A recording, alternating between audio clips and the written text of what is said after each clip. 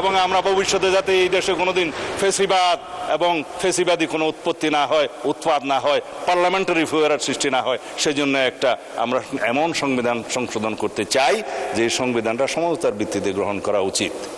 এই ফ্যাসিস্ট সরকার কর্তৃক গুম, আয়নাগরে অবৈধ বন্দিশালায় বন্দি রাখা, বিচার বহির্ভূত হত্যাকাণ্ড, এগুলোর জন্য তো আমরা মামলা করেছি। আমি নিজে বাদী হয়ে একটা মামলা করেছি আন্তর্জাতিক অপরাধ ট্রাইব্যুনালে। এর মামলার সংখ্যা এখনো পর্যন্ত 590, যেটা আইনমন্ত্রী সাহেব বললেন।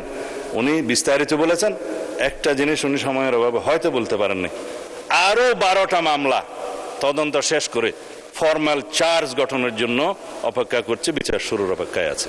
ফর্মাল চার্জটা হ্যাঁ আরো 12টা বলে থাকলে ধন্যবাদ, যেগুলো হয়েছে সেটা আর মামলার দিকে গেলাম না। মাননীয় স্পিকার, এটা আইনমন্ত্রী সাহেব যথেষ্ট কভার করেছেন। এগুলা গৃহীত ব্যবস্থার মধ্যে প্রসঙ্গ এসছে, বিগত সরকারের সময়ে যা হয়েছে হয়েছে, বর্তমান সরকারের এই 4-5 মাস বয়সে কিছুই তো আগালো না, এই তো কথা। তার জবাব তিনি দিয়েছেন। আমি প্রশ্ন করি, আমার বন্ধু নাহিদ সাহেব যে বলেছেন আওয়ামী লীগের দল হিসেবে বিচার করতে হবে, কেন? সেই ক্যাবিনেট মিটিংয়ে তো আপনারাও ছিলেন, যেখানে দল হিসেবে আওয়ামী লীগের বিচার করার জন্য আইন সংশোধনের প্রস্তাব উঠেছিল উপদেষ্টা কমিটির বৈঠকে। সেখানে আর্টিকেল 47 অনুসারে এই সন্ত্রাস বিরোধী আইনে এবং আইসিটি একটা পরিবর্তন করে আওয়ামী লীগের বিচার করার জন্য ক্যাবিনেট মিটিং উঠেছিল। আপনারা তো সেই মিটিংয়ে ছিলেন, পাশ করেন নাই তো। পরে এটা আন্দোলন হলো, শাহবাগ আন্দোলন, তারপরে যমুনাতে নিয়ন্ত্রিতভাবে ঘেরাও হলো, এরপরে সেটা আদায় করতে হলো। আমি নিজে আজকে পার্লামেন্টে স্বীকার করছি, উদ্যোগী হয়ে দলের পক্ষ থেকে সেই আইন প্রণয়নের জন্য সহযোগিতা করে সেই আইনটা পাশ করেছি, যে আওয়ামী লীগের বিচার দাবি করছি আমরা। 2025 সালের 5ই ফেব্রুয়ারি প্রেস ক্লাবে আমি সর্বপ্রথম দল হিসেবে আওয়ামী লীগের বিচার করার জন্য দাবি তুলেছিলাম। অডিও ভিডিও মিডিয়াতে সবগুলো আছে দলের পক্ষ থেকে। কিন্তু আপনারা আপনাদের অতীত বলতে চান না, আমিও চাই না, অতীত নিয়ে ঘাটাঘাটি করতে চাই না। আমরা সামনের দিকে যাব, ইতিহাসের দিকে কম হাঁটব। কিন্তু ভবিষ্যৎ সব সময় লেখা থাকে অতীতের মধ্যে। সেই অতীত নির্ধারণ করতে বর্তমান এবং ভবিষ্যৎ কি হবে, সেই জন্য মাঝে মধ্যে একটু ইতিহাস চর্চা।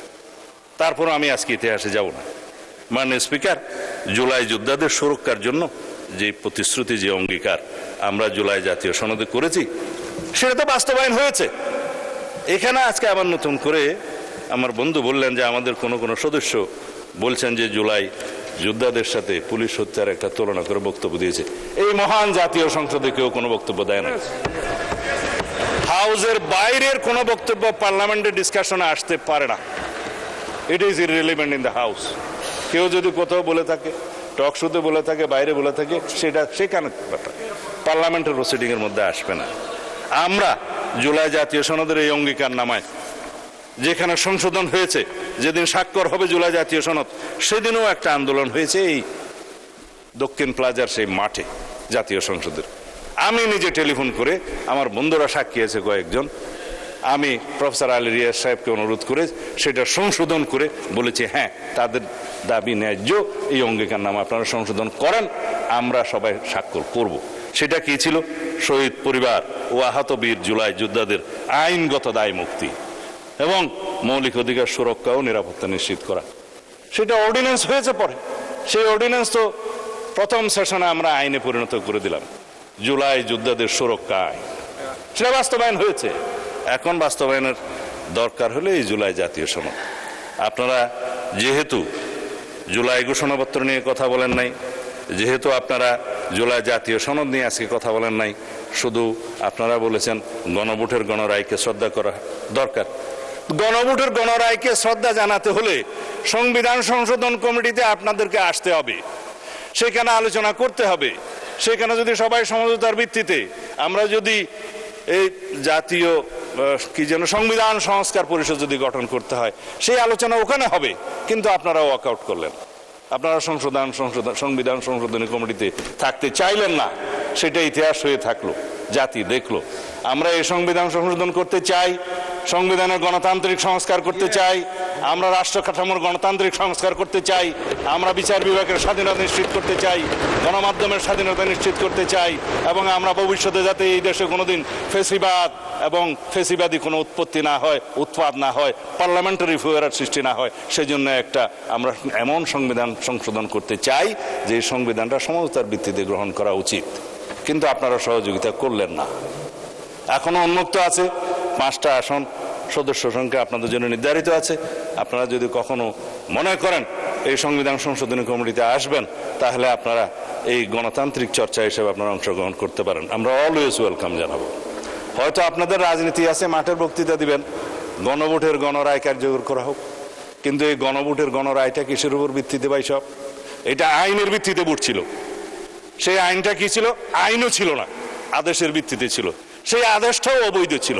সেই আদেশের মধ্যে তো কোনো সমঝোতা হয়নি।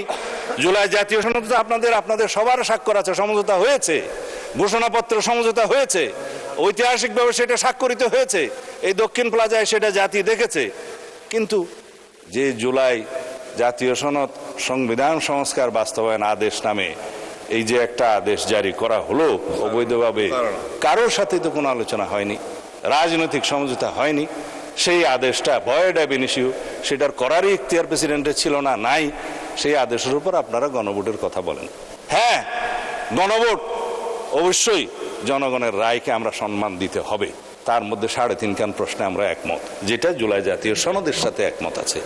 গণভোটের প্রস্তাব তো আমি করেছিলাম দলের পক্ষ থেকে জাতীয় ঐকমত্য কমিশনে। কিসের উপর ভিত্তি করে? এই জুলাই জাতীয় সনদের পক্ষে জনগণ আছে কি নাই সেই প্রশ্নে আমরা একটা আইনগত ভিত্তি রচনা করি, আসুন গণভোট দিই। সেখান থেকে তো আপনারা সরে গেলেন। আপনারা এই যমুনাতে অভ্যন্তরে এবং কিনারে বসে একটা কায়দা কানুন করে আদেশ জারি করালেন। সেই কথা আমি আর এখানে বলতে চাই না, মানে যাই হোক, এখন যে প্রশ্নগুলো তুলেছেন, মাননীয় আইনমন্ত্রীর দিকে একটু উদ্দেশ্য করে বলেছেন মাননীয় বিরোধী দলীয় নেতা, যে 96-তে টেনে নিয়ে গেলেন কেন? অতীত তো কেবল পিছনেই টানে। আমরা তো 86-তে যাইনি, যেতে চাই না। 96-তে গিয়েছি, বিস্তর একটা ছবি আছে, এখনো আপনারা আর্কাইভে দেখলে পাবেন। একদিকে সাজেদা চৌধুরী, আব্দুস সামাদ আজাদ, আমাদের মওদুদ সাহেব এবং মতিউর রহমান নিজামী সাহেব সবাই এক টেবিলে বসে ঘোষণা দিচ্ছে।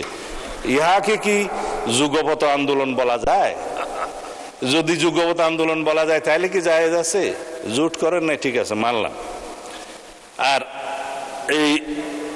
আমি আর পিছনে যেতে চাই না। আপনারা এখন পজিটিভলি যেগুলো শুনতে চান সেটা বলি, কারণ মাননীয় না, আমাকে পিছনে টানিলে আরো পিছনে টানিতে হইবে, এটা আর যাবো না। না না না, আমি এখন সামনের দিকে যাই।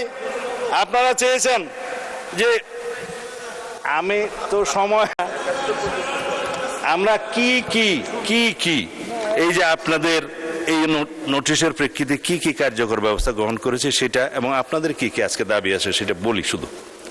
মাননীয় বিরোধী দলীয় নেতা বলেছেন, জনাব নাহিদ সাহেব বলেছেন, জুলাই জাদুঘর, স্মৃতি জাদুঘর 5ই আগস্ট খুলে দেওয়া হোক।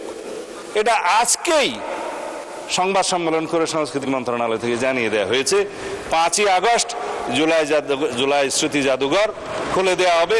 মাননীয় প্রধানমন্ত্রী সেটা উদ্বোধন করবেন।